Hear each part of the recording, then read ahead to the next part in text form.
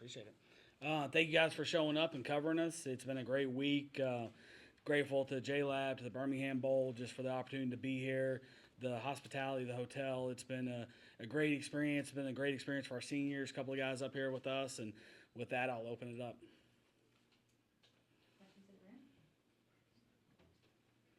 Coach, obviously a lot of changes, the transfer portal, a lot of players opting out.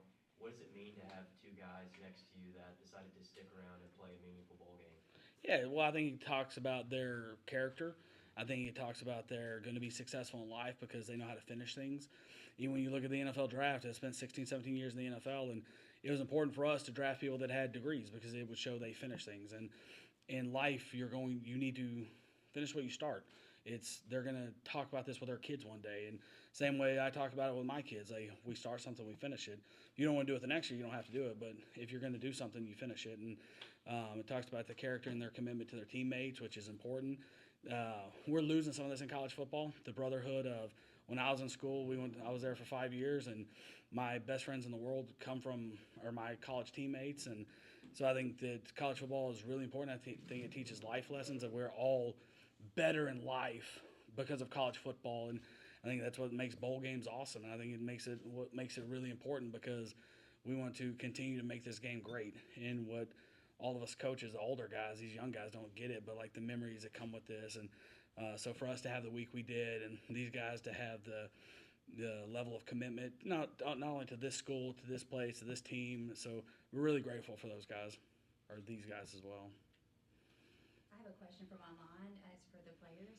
Talk about your experience this week in Birmingham. Man, this experience here in Birmingham has been great. This is my first time actually in Birmingham, so come out here, just spend time with the guys. Get a lot more closer. Like we went to Dave and Buster's. We got to crack some jokes and stuff in there. Play a lot of games. Even the Civil Rights Museum, man, it's a blessing to even be out here and come out here and play with the guys and just build more of a brotherhood. Yeah, for me, being my first year in FBS, it's the only time I've ever been to a bowl game. So it was definitely special and an experience I wanted to have. And all the gifts and the events we've been doing are great, but really just these 4 days, being with my guys, I mean, it's been special. You get to have some time to reflect on that over Christmas and then being back here, and it's been a great week. Kevin, you dealt with ending injuries in 2022 and 2024, but what's kept you motivated during that rehab process to come back even stronger? Yeah, man, I just say, staying true to my roots, always believing in myself, having great support system, great people around me. And that's how we preach in my family, keep going. No matter what hard time you get, you can always persevere. Okay, and Coach, I have one for you. So tell a little bit about what your game plan was this week. How do you you had that last minute notice that you're coming. How do you kind of prepare for that? Yeah, we were a little bit probably behind with because we dispersed for after finals were done, and we didn't think we were going to have an opportunity to come get to do what we're going to do now. And so we rallied everyone back. These two of the guys were on the FaceTime as soon as Doug called me and said, "Hey, what do you think about a bowl game?" Well, these were two of the four people that I FaceTimed to say, "Hey, what do you guys think?" And both of them were an absolute yes. And at the time, Will tried to get in his truck and drive back to. I'm like, well, we got a little time now, so let's relax. But we treated it kind of how you treat in the NFL, how you treat the Super Bowl, and the teams that do this. We tried to put all of our game plan in before we came down here, and then we're able to have 3 practices. And we need those 3 practices because these guys filled up on turkey and had a lot of Christmas in them, so we had to knock some rust off on the 26th. And every day from the 26th, practice was just okay. Then 27th and 28th, we got better each day and got a little bit more dialed in. If you're not careful, it feels like you're on vacation. And the bowl game has been awesome that way. And staying in this nice hotel, and you got food everywhere, and you got gifts. And these guys are both these guys are walking in like trying not to wrinkle their new Air Force One shoes they got. And I'm like, "Hey, are you hurt?" He's like, "Nah, coach, I don't want to crease my shoes. They're brand new." And My first pair. First pair, yeah. So. So we got to make sure that we kind of flipped the switch this morning. It was like, hey, guys, we're into game mode now.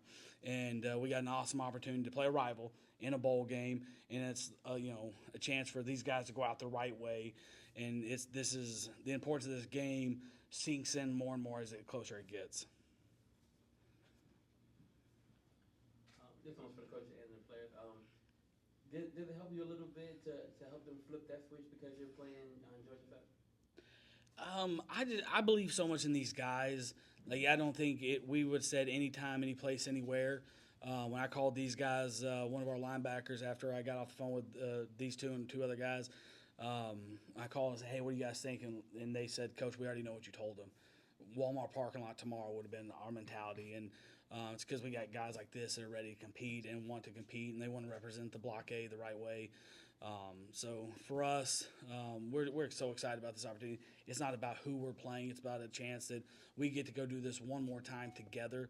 This 2025 team is special, and they've gone through a lot.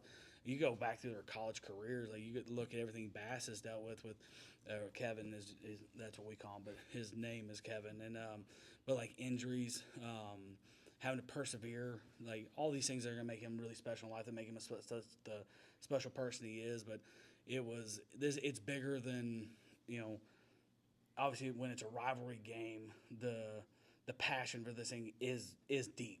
And for me, it was my first year getting to experience this rivalry. I've been part of rivalry games, and you really don't know what it means till you get to play the other side.